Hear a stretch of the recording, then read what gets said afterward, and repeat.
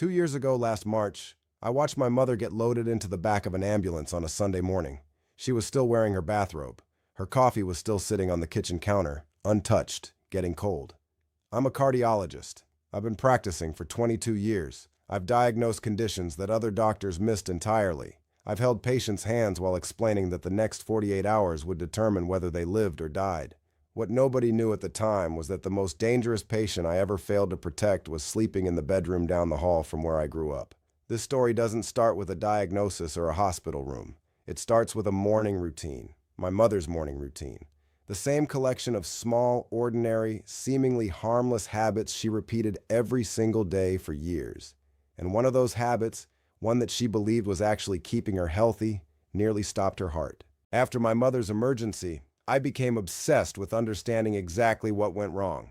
I reviewed over 200 case files of patients admitted for morning cardiac events. I consulted with colleagues in chronobiology and circadian medicine at 3 different university hospitals. I studied the research on cardiovascular timing that barely gets mentioned in medical school, let alone in the average doctor's office. And I found a pattern that terrified me. 5 specific morning behaviors that millions of people repeat every single day without understanding that they're stacking risks on top of a cardiovascular system that's already running at its absolute limit. Before I walk through all 5, I want you to think honestly about your own morning. From the moment your eyes open to the first hour of your day, what exactly do you do? Write it down in the comments. Not the version you'd tell your doctor, the real version. Because awareness is the only thing standing between you and a preventable emergency. Let me explain what's happening inside your body every single morning, because this context changes everything that follows. Your cardiovascular system doesn't ease into the day like a car warming up in a driveway. It launches. Within 15 minutes of waking, your adrenal glands dump cortisol into your bloodstream at concentrations 50 to 60% higher than your daytime average. Your sympathetic nervous system fires up like a switchboard, flooding your veins with adrenaline and norepinephrine. Your blood pressure climbs by 10, 15, sometimes 20 points before your feet even touch the floor. Your resting heart rate accelerates rapidly as your body shifts from parasympathetic calm into full sympathetic activation. And after 7 or 8 hours without a single sip of water, your blood has thickened.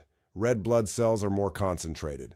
Platelets are stickier. Your blood has the viscosity of motor oil trying to squeeze through narrowing pipes. For a young person with flexible arteries and healthy endothelium, this morning storm is manageable. The system has reserves. The pipes can stretch. But for anyone over 60, anyone with years of plaque buildup, stiffening arteries, or undiagnosed coronary disease, this morning window is the single most dangerous period of the entire day. Heart attacks occur 40% more frequently between 6 in the morning and noon than at any other time. Strokes spike by nearly 50% in the same window. This isn't coincidence.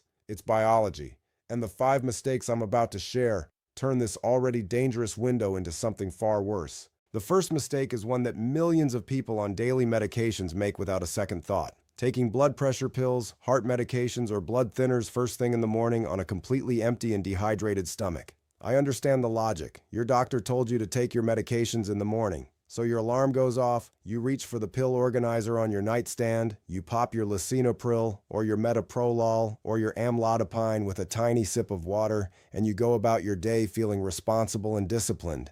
But your body is already in crisis mode. Your blood pressure is naturally surging from the cortisol and adrenaline response. Your blood volume is low from overnight dehydration, and now you've just introduced a drug specifically designed to lower blood pressure into a system that's already struggling to maintain adequate circulation. When you take blood pressure medication on an empty, dehydrated stomach, absorption accelerates dramatically. There's no food to buffer the process, no liquid volume to dilute the concentration. The drug hits your bloodstream faster and harder than your prescribing physician intended. Your blood pressure, which was already on a physiological roller coaster, can drop suddenly and severely. This triggers orthostatic hypotension, the same dangerous blood pressure crash that happens when you stand up too quickly. Your brain doesn't get enough blood. You feel lightheaded. Your vision tunnels. And if the drop is severe enough, you faint. In a bathroom with hard tile floors and sharp countertop edges, that fall alone can be fatal. Skull fractures, subdural hematomas, broken hips in older adults. These injuries kill thousands of people every year. The fix is almost embarrassingly simple. Drink a full glass of room temperature water and eat something small, even just a few crackers or a banana, before you take your morning medications. This gives your body fluid volume to work with and slows the drug absorption to the rate your doctor actually intended.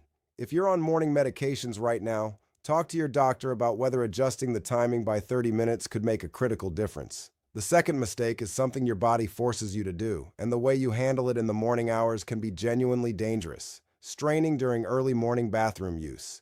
This sounds absurd. Nobody thinks of going to the bathroom as a cardiovascular risk. But when you strain, when you bear down against a closed airway and push with your abdominal muscles, you're performing something cardiologists call the Valsalva maneuver. And in the morning danger window, it can trigger a cascade that stops your heart. When you bear down hard, pressure inside your chest cavity spikes dramatically. This compresses the major veins that return blood to your heart. For a few seconds, blood flow to the heart drops significantly. Your heart has less to pump. Your blood pressure dips. Then, the moment you release that strain and exhale, all that backed up blood rushes back into the heart simultaneously.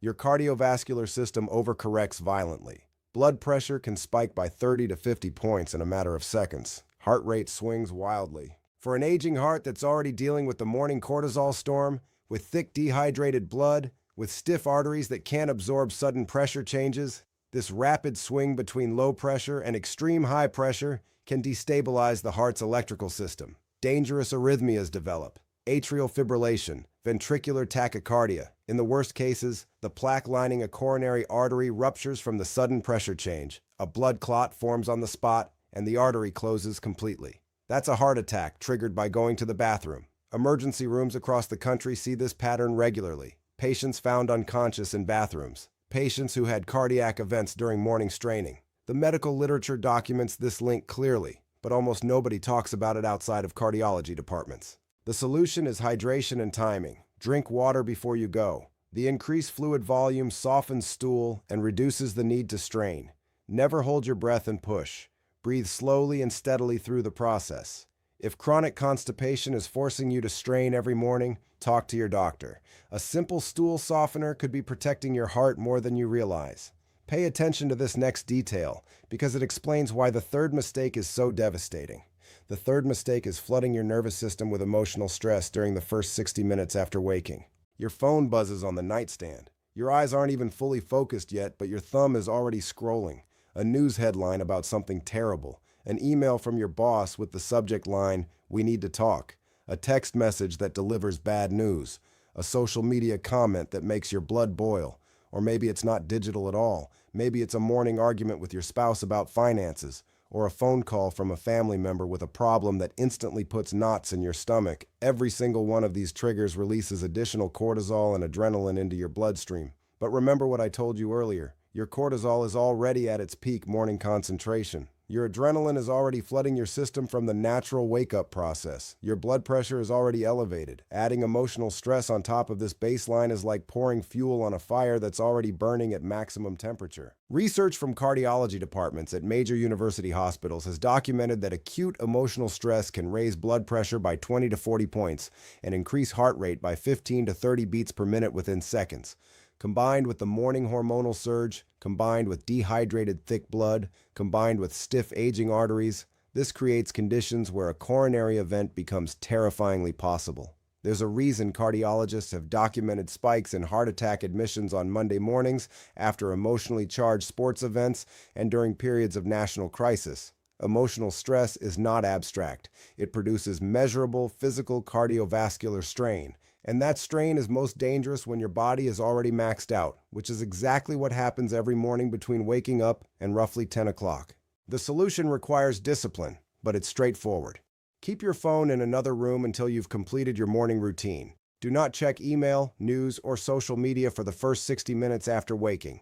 If you know a difficult conversation needs to happen, delay it until mid-morning when your cardiovascular system has stabilized. Give your heart a fighting chance to get through the danger window before you add emotional weight to the pile. If you found value in what I've shared so far, subscribe to this channel right now. Not for my benefit, for the person in your life who is making these exact mistakes every single morning and has no idea how close they might be to a preventable emergency.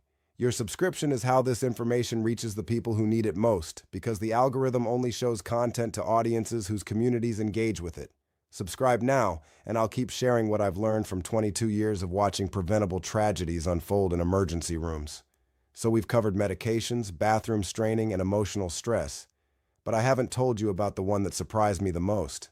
The fourth mistake feels like self-care. It feels like comfort.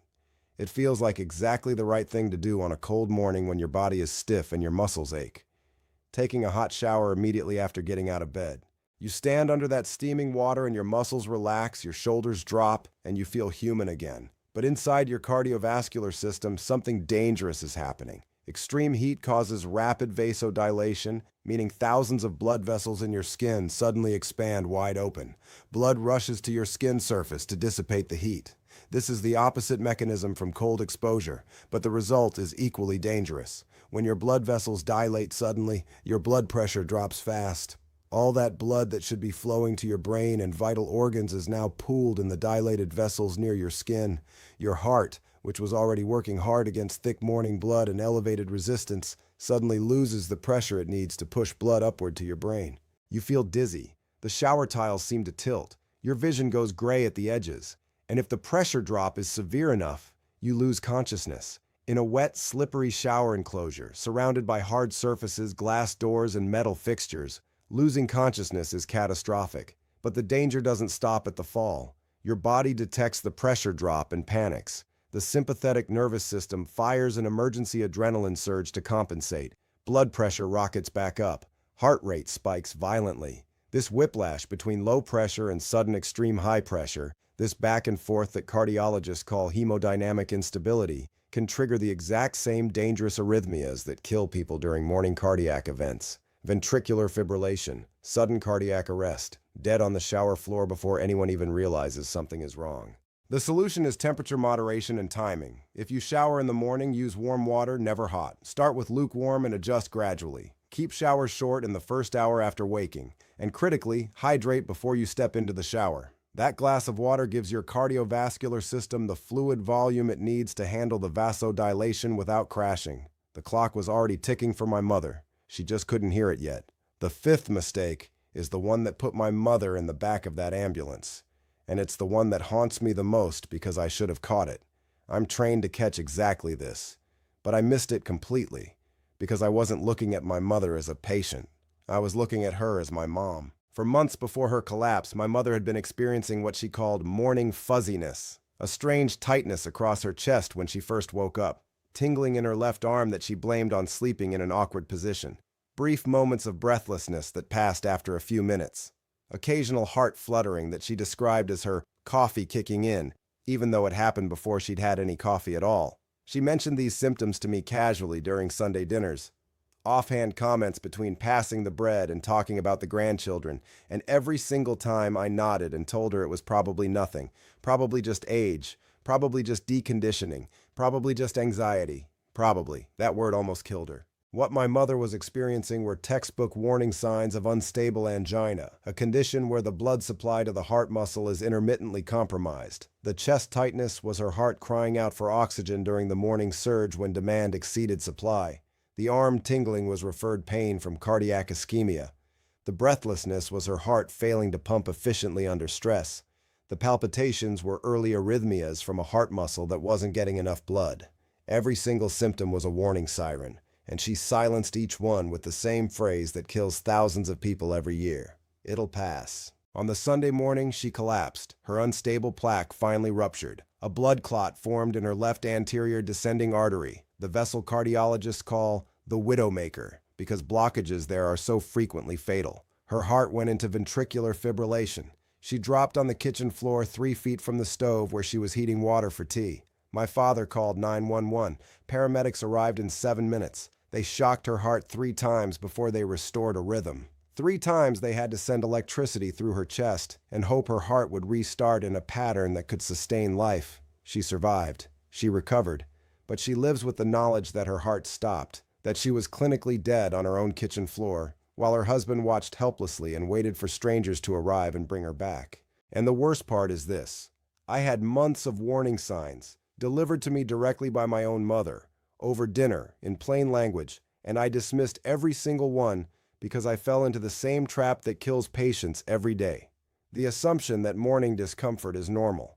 That stiffness and tightness and tingling are just what happens when you get older. That symptoms which come and go aren't serious because serious symptoms are supposed to be constant and dramatic.